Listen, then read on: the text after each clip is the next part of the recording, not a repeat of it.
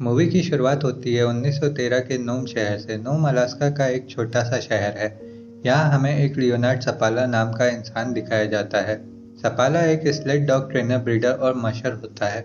मशर उसे कहा जाता है जो डॉग्स के सहारे स्लेड चलाता है। एक दिन सपाला के यहाँ साइबेरियन हस्की ब्रीड के एक पपी का जन्म होता है। वो पपी दूसरे पपीज के मुकाबले छोटा और कमजोर होता है, जिस कारण सपाला को लगता है कि वो उसके किसी काम का नहीं, इसलिए वो उसे अपने साथ नहीं रखना चाहता। वो अपनी वाइफ कॉन्स्टेंस से कहता है कि ये अलास्का है, यहाँ ये कमज़ोर पपी सरवाइव नहीं कर सकता।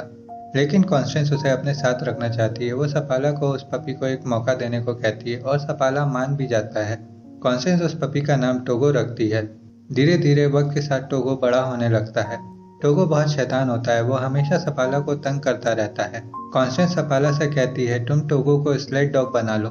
इस पर सपाला कहता है ये स्लेड डॉग नहीं बन सकता, इसमें बिल्कुल भी तमीज़ नहीं है और अब इसे अलविदा कहने का समय आ गया है।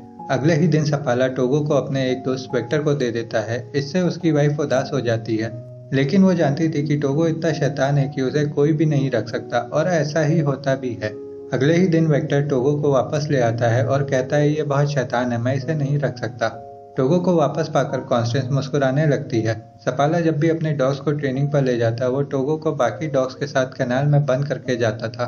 पर टोगो इतना इंटेलिजेंट था कि वो गड्ढा खोदकर कनाल से बाहर निकल जाता और सपाला को ढूंढता हुआ उसी जगह पहुंच जाता जहां सपाला अपने डॉग्स को स्लेड राइड की ट्रेनिंग कराता था, और वहां पहुंचकर वो उनकी ट्रेनिंग खराब कर देता था। एक दिन सपाला अपने डॉग्स को ट्रेनिंग पर ले जाने से पहले टोगो को कनाल के अंदर बंद कर देता है और कनाल के चारों ओर पत्थर लगा देता है। लेकिन फिर भी टोगो वहां से बाहर निकल जाता है और सपाला के पास पहुंचकर उसकी ट्रेनिंग खराब कर देता है। एक दिन टोगो की वजह से सपाला पानी में भी गिर जाता है। इससे परेशान होकर सपाला अगले दिन अपने डॉग्स को ट्रेनिंग पर ले जाने से पहले टोगो को एक कमरे में बंद कर देता है। पर टोगो इतना होशियार होता है कि वो कमरे के रोशनदान से बाहर निकलकर सपाला के पास पहुंच जाता है। अब सपाला टोगो से पूरी तरह से परेशान हो जाता है, इसीलिए वो टोगो को एक लेडी को दे देता है। वो लेडी बहुत स्ट्रिक्ट होती है। वो सपाला से कहती है कि वो कहीं बाहर नहीं जाती, इसलिए टोगो को भी उसके साथ घर पे ही रहना होगा। लेकिन अगले ही दिन टोगो उस लेडी के घर की खिड़की का कांच तोड़कर उसी जगह पहुंच जाता है जहां सपाला अपने डॉग्स को ट्रेनिंग कराता है। टोगो को देखकर सपाला परेशान हो जाता है, लेकिन तभी वो देखता है कि टोगो के पैर में चोट लगी है और उससे खून निकल रहा है। इसीलिए वो टोगो को घर ले जाने के लिए स्लेड पर बिठाने लगता है, लेकिन टोगो दूसरे डॉग्स के साथ भागना चाहता था। इसीलिए सपाला के बार बार कोशिश करने के बाद भी वो स्लेड पर नहीं बैठता। फिर सपाला उसे बाकी डॉग्स के साथ स्लेड से बांध देता है। थोड़ी दूर जाने पर सपाला देखता है कि टोगो बाकी डॉग्स से ज्यादा तेज भाग रहा है, इसलिए वो टोगो को सबसे आगे बांध देता है। फिर टोगो बाकी डॉग्स को लीड करते हुए अपनी पूरी ताकत से भागकर बहुत ही जल्द सपाला को घर पहुंचा देता है। ये देखकर सपाला बहुत हैरान होता है और साथ ही खुश भी होता है। घर पहुंचकर सपाला अपनी वाइफ को बताता है कि ये कोई नॉर्मल स्लेड डॉग नहीं बल्कि एक लीड डॉग है। सपाला टोगो से इम्प्रेस हो जाता है। ये देखकर उसकी वाइफ बहुत खुश होती है। इसके बाद सपाला टोगो के साथ मिलकर अलास्का की सारी स्लेड रेसेस जीत जाता है और बहुत जल्द टोगो और सपाला पूरे नोम शहर में फेमस हो जाते हैं। धीरे धीरे वक्त गुजरता है और टोगो 12 साल का हो जाता है, यानी कि अब टोगो बूढ़ा हो चुका है। अब साल आता है 1925 का। एक दिन सपाला अपने डॉग्स के साथ एक सफर पूरा करके अपने शहर नोम वापस आता है, तो उसे पता चलता है कि शहर के बच्चों में एक डिप्थीरिया नाम की खतरनाक बीमारी फैल रही है, जिस कारण बहुत से बच्चों की मौत हो रही है। इसीलिए मेयर एक मीटिंग रखते हैं जिसमें सपाला भी जाता है। मेयर कहते हैं कि इस बीमारी की दवाई यहाँ से 600 मील दूर नैनाना में है और हम एयरप्लेन से जाकर वहाँ से दवाई ले आएंगे। तभी वहाँ खड़ा एक डॉक्टर कहता है कि खराब मौसम की वजह से हम एयरप्लेन से वहाँ नहीं जा सकते। मेयर सपाला से भी मौसम के बारे में पूछते हैं। तब सपाला कहता है कि जब मैं अपने सफर से वापस आ रहा था तो मैंने देखा कि पहाड़ी की दूसरी तरफ से एक बहुत ही खतरनाक तूफान बहुत ही तेजी से हमारी शहर की ओर बढ़ रहा है, और उस तूफान को देखकर मेरे डॉग्स घबरा कर अपने घर की तरफ भाग रहे थे। और ऐसा कुछ टोगो ने 12 सालों में पहली बार किया है, और अगर डॉग्स उस तूफान से डर रहे हैं तो हमें भी डरना चाहिए। दरअसल सब लोग चाहते हैं कि सपाला स्लेट पर जाकर उस दवाई को ले आए, पर सपाला बिना कोई जवाब दिए वहां से बाहर निकल जाता है। बाहर जाने पर एक डॉक्टर सपाला को हॉस्पिटल तक लिफ्ट मांगता है। सपाला उसे स्लेट पर बिठाकर हॉस्पिटल तक छोड़ देता है और हॉस्पिटल की खिड़की से देखता है कि बच्चों की हालत बहुत खराब है। अगर उन्हें दवाई नहीं मिली तो उनकी जान चली जाएगी। वो घर जाकर अपनी वाइफ से कहता है कि मैं दवाई लेने जरूर जाऊंगा और अपने साथ टोगो को भी ले जाऊंगा। लेकिन उसकी वाइफ नहीं चाहती कि सपाला अपनी और टोगो की जान खतरे में डालकर वहां जाए। वो सपाला से कहती है कि अब टोगो 12 साल का हो चुका है और तुमने खुद कहा था कि अब वो इतना लंबा सफर नहीं कर सकता। तुम टोगो से बहुत प्यार करते हो और मैं नहीं चाहती कि तुम उसकी मौत का कारण बनो और पूरी जिंदगी तुम्हें इस बात का पछतावा हो। लेकिन सपाला टोगो के बिना नहीं जाना चाहता। वो कहता है कि मैं उसके बिना गया तो कभी वापस नहीं आ पाऊंगा। और अगली सुबह वो अपनी वाइफ को अलविदा कहकर अपने निनाना के सफर पर निकल जाता है। जैसे जैसे सपाला अपने डॉग्स के साथ आगे बढ़ता है, तूफान और तेज होने लगता है। तूफान इतना भयानक होता है कि सपाला आगे का कुछ भी नहीं देख पा रहा होता। टोगो सबसे आगे होता है। सपाला लगातार अपने डॉग्स को आगे बढ़ने को बोल रहा होता है क्योंकि वो जल्द से जल्द दवाई लेकर वापस आना चाहता है। सपाला अपने डॉग्स के साथ एक बहुत ही गहरी ढलान पर होता है। इस ढलान के आगे एक गहरी खाई होती है जिसे टोगो देख लेता है, इसीलिए वो अचानक रुकने की कोशिश करता है। सपाला कुछ समझ नहीं पाता और जब वो आगे देखता है तो उसे भी वो खाई दिख जाती है। टोगो बिल्कुल खाई के किनारे जाकर रुक जाता है और सबकी जान बचा लेता है। तभी सपाला देखता है कि टोगो के पैर से खून निकल रहा है। पूरा दिन सफर करके ये सब एक आउटपोस्ट पर पहुंचते हैं। वहाँ एक लेडी डॉक्टर होती है जो टोगो की चोट पर दवाई लगाती है और वो सपाला से कहती है कि अब टोगो बूढ़ा हो गया है, अब वो पहले की तरह स्ट्रांग नहीं रहा, इतना लंबा सफर उसके लिए ठीक नहीं है। अगली सुबह सपाला टोगो और अपने बाकी डॉग्स के साथ अपने सफर पर आगे निकल जाता है। वहीं दूसरी ओर हॉस्पिटल में बच्चों की हालत बिगड़ती ही जा रही थी। इधर सपाला लगातार शॉर्टकट्स लेकर तेजी से आगे बढ़ रहा होता है। वो देखता है कि आगे एक खतरनाक जमी हुई झील है। वो जानता है कि इसे पार करने में बहुत रिस्क है, पर वो डरता नहीं और अपने डॉग्स को आगे बढ़ने को कहता है। टोगो सबको लीड करता हुआ तेजी से झील पर दौड़ने लगता है, पर इनकी स्लेट की वजह से जमी हुई झील में दरारें आने लगती है। फिर भी ये लोग बहुत तेजी से आगे बढ़ते हैं और उस जमी हुई झील को पार कर लेते हैं। पूरा दिन सफर करके ये लोग एक और आउटपोस्ट पर पहुंच जाते हैं। रात भर यहाँ आराम करके सुबह ये लोग फिर से अपने सफर पर आगे निकल जाते हैं। दूसरी ओर सपाला की वाइफ मेयर से मिलने जाती है। मेयर उसे बताता है कि निनाना से एक आदमी दवाइयाँ लेकर निकल चुका है और वो रास्ते में ही सपाला को दवाइयाँ दे देगा। इस पर सपाला की वाइफ मेयर को बताती है कि सपाला शॉर्टकट से आगे जा रहा है, अगर वो दवाइयाँ उसे नहीं मिली तो उसका सफर और लंबा हो जाएगा। इसके बाद हमें सपाला दिखाया जाता है जो लगातार आगे बढ़ रहा होता है। टोगो की हालत खराब होने के बाद भी वो बाकी डॉग्स को लीड करता हुआ आगे बढ़ रहा होता है। यहाँ सपाला भी बहुत थक चुका होता है, जिस कारण उसकी आंखें भी बंद हो रही होती है, लेकिन उसके डॉग्स तूफान को चीरते हुए तेजी से आगे बढ़ रहे होते हैं। तभी वहाँ थोड़ी सी ऊंचाई पर एक हेनरी नाम के आदमी को दिखाया जाता है।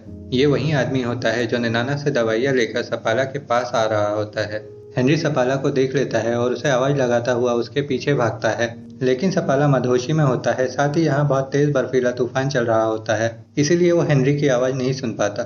हेनरी को लगता है कि सपाला ने उसकी आवाज नहीं सुनी, लेकिन तभी वो देखता है कि सपाला वापस उसकी तरफ आ रहा है क्योंकि टोगो हेनरी की आवाज सुनकर रुक गया था। यहाँ ये दोनों रात होने पर एक आउटपोस्ट में रुक जाते हैं, जहाँ हेनरी सपाला को वो दवाइयाँ दे देता है जिसके लिए सपाला इतनी दूर आया होता है और कहता है कि तुम टोगो को मेरे पास छोड़ दो, इसकी हालत बहुत खराब है। मैंने ऐसे तूफान में अपने कई डॉग्स को खोया है, मैं नहीं चाहता कि तुम भी अपने इस बहादुर डॉग को खो दो। इस पर सपाला गुस्सा हो जाता है और कहता है कि ये मेरा लीड डॉग है, मैं इसके बिना वापस नहीं जा सकता। अगले दिन सुबह सपाला अपना नोम वापसी का सफर शुरू करता है और थोड़ी दूर जाकर वो फिर से उस जमी हुई झील पर पहुंच जाता है। सपाला जानता है कि अगर वो इस रास्ते से नहीं गया तो उसका सफर एक दिन और लंबा हो जाएगा, इसीलिए सपाला एक बार फिर इस जमी हुई झील पर आगे बढ़ने लगता है। लेकिन थोड़ी ही दूर पहुंचने पर झील की बर्फ टुकड़ों में टूटने लगती है। फिर भी सपाला के डॉग्स बहुत ही तेजी से टूटती हुई बर्फ पर आगे बढ़ने लगते हैं। ये लोग झील के किनारे पर पहुंचने ही वाले होते हैं, तभी जिस बर्फ के टुकड़े पर ये लोग होते हैं वो टूटकर झील के किनारे से अलग हो जाता है। सपाला टोगो को उठाकर झील के किनारे पर फेंक देता है और उसे उस बर्फ के टुकड़े को खींचने को कहता है। टोगो घायल होने के बाद भी अपनी पूरी ताकत से उस बर्फ के टुकड़े को खींचकर झील के किनारे तक ले आता है और सब लोग झील से बाहर आ जाते हैं। एक बार फिर टोगो की वजह से सबकी जान बच जाती है। इसके बाद सपाला अपने सभी डॉग्स के साथ आगे बढ़ता है और उसी आउटपोस्ट पर पहुंच जाता है जहां एक लेडी डॉक्टर होती है। वो लेडी डॉक्टर टोगो को देखती है तो उसके आंखों में आंसू आ जाते हैं। वो सपाला से कहती है कि टोगो की हालत बहुत खराब है, वो मर रहा है। ये सुनकर सपाला बहुत उदास हो जाता है क्योंकि टोगो उसका सबसे प्यारा डॉग होता है। अगली सुबह सपाला जब अपना आगे का सफर शुरू करने वाला होता है वो टोगो को स्लेट पर बिठा देता है, पर टोगो उतरकर सबसे आगे जाकर अपनी पोजीशन पर खड़ा हो जाता है। सपाला बार बार टोगो को स्लेट पर बिठाने की कोशिश करता है, पर टोगो उतरकर अपनी पोजीशन पर खड़ा हो जाता है। सपाला समझ जाता है कि टोगो आराम नहीं करना चाहता, वो बाकी डॉग्स को लीड करते हुए अपना सफर पूरा करना चाहता है। अब सपाला न चाहते हुए भी टोगो को सबसे आगे बांध देता है और अपने सफर पर आगे बढ़ जाता है। कुछ घंटों का सफर पूरा करने के बाद तूफान इतना तेज हो जाता है कि सपाला आगे का कुछ भी नहीं देख पाता और ना ही आगे का रास्ता समझ पाता है। वो स्लेड रोक कर टोगो के पास जाता है और उससे कहता है कि मैं आगे का कुछ भी नहीं देख पा रहा, अब तुम्हें ही हमें रास्ता दिखाना होगा और अगले आउटपोस्ट तक पहुंचाना होगा। फिर सपाला अपना पूरा फेस कवर करके स्लेड पर लटक जाता है, पर कुछ दूर जाने के बाद टोगो भी रुककर बैठ जाता है। सपाला देखता है कि टोगो और बाकी डॉग्स रुक कर बैठ चुके हैं। वो टोगो के पास जाता है और कहता है कि आगे बढ़ो, हमें किसी भी तरह ये दवाई बच्चों तक पहुंचानी ही होगी और अगर हम आगे नहीं बढ़े तो हम सब यहीं मर जाएंगे। पर टोगो उसकी बात का कोई रिस्पॉन्स नहीं देता। तभी सपाला को एक रोशनी दिखाई देती है और जब वो पीछे मुड़कर देखता है तो उसे एक आदमी उसकी तरफ आता हुआ दिखता है। ये आउटपोस्ट का आदमी होता है। सपाला समझ जाता है कि टोगो ने अपना काम पूरा कर दिया और एक बार टोगो फिर से सबकी जान बचा लेता है। यहाँ सपाला बहुत खुश होकर इमोशनल हो जाता है। फिर सब लोग आउटपोस्ट के अंदर जाते हैं। यहाँ टोगो बहुत ही ज्यादा बेहाल होता है, उसकी हालत बहुत खराब होती है। अब यहाँ सपाला को एक गनर नाम का मशर मिलता है जिसे सपाला की वाइफ ने भेजा होता है ताकि वो सपाला से मेडिसिन लेकर हॉस्पिटल में बीमार बच्चों तक पहुंचा दे। रात को सब लोग रेस्ट करते हैं और गनर मेडिसिन लेकर निकल जाता है और कुछ ही समय में नोम शहर पहुंच जाता है, जहाँ पर एक रिपोर्टर पहले से ही उसका इंतजार कर रहा होता है, क्योंकि ये खबर तूफान की तरह न्यूयॉर्क तक पहुंच गई थी कि एक मच्छर अपनी जान पर खेलकर बर्फीले तूफान में 600 मील का सफर तय करके बच्चों के लिए दवाई लाने गया है। रिपोर्टर को लगता है कि ये वही मच्छर और उसकी डॉग टीम है जो तूफान में मेडिसिन लेने गए थे और वो न्यूज़पेपर में शहर का रखवाला बाल्टो छपवा देता है। इससे सपाला की वाइफ बहुत डिसअपॉइंट होती है। वहीं दूसरी ओर टोगो भी काफी रिकवर हो जाता है तो सपाला टोगो और अपने बाकी डॉग्स को लेकर घर आ जाता है। फिर शहर के सब लोग सपाला और टोगो को थैंक्स बोलने आते हैं और इनके साथ वो सभी बच्चे भी आते हैं जिनकी जान सपाला और टोगो की वजह से बच जाती है। एक बच्ची टोगो को देखकर पूछती है कि क्या ये मरने वाला है। ये सुनकर सपाला दुखी हो जाता है और अपने घर से बाहर चला जाता है। उसकी वाइफ भी उसके पीछे घर से बाहर चली जाती है। सपाला रोने लगता है और उसकी वाइफ से कहता है कि तुमने सही कहा था कि टोगो को मत ले जाओ, पर मैंने तुम्हारी बात नहीं मानी और आज उसकी जो भी हालत है उसका जिम्मेदार मैं हूँ। तब उसकी वाइफ कहती है क्या टोगो के अलावा कोई और ये काम कर पाता। इस पर सपाला कोई जवाब नहीं देता और वहां से चला जाता है। अगली सुबह सपाला अपने डॉग्स के साथ अपने काम पर चला जाता है, पर वो टोगो को नहीं ले जाता। वो टोगो को अपने घर के अंदर ही छोड़कर चला जाता है, लेकिन टोगो किसी तरह दरवाजा खोल लेता है और भागकर सपाला के पास पहुंच जाता है। यहाँ सपाला समझ जाता है कि टोगो सिर्फ स्लेट को नहीं खींचना चाहता था, बल्कि वो सपाला के साथ समय बिताना चाहता था, उसके साथ खेलना चाहता था। कुछ दिनों बाद जब टोगो पूरी तरह से ठीक हो जाता है तो सपाला उसे अपनी वाइफ के साथ लंबी सैर पर ले जाया करता और अगले 2 सालों में टोगो के बहुत सारे बच्चे भी होते हैं जिन्हें लेने बहुत सारे मच्छर आते थे। इन पपीज की नस्ल को नया नाम सपाला साइबेरियन दिया गया और फिर 1929 में टोगो की मौत हो गई। टोगो की मौत के बाद भी सपाला डॉग्स को ट्रेन करता रहा। टोगो पूरे अलास्का में बहुत फेमस रहा, पर उसके महान काम का सारा क्रेडिट सपाला के ही दूसरे डॉग बाल्टो को दे दिया गया और बाल्टो का न्यूयॉर्क में स्टैच्यू भी बनवाया गया। लेकिन 2011 में टाइम्स मैगजीन में टोगो के बारे में एक आर्टिकल छपा जिसमें लिखा गया heroic animal of all time.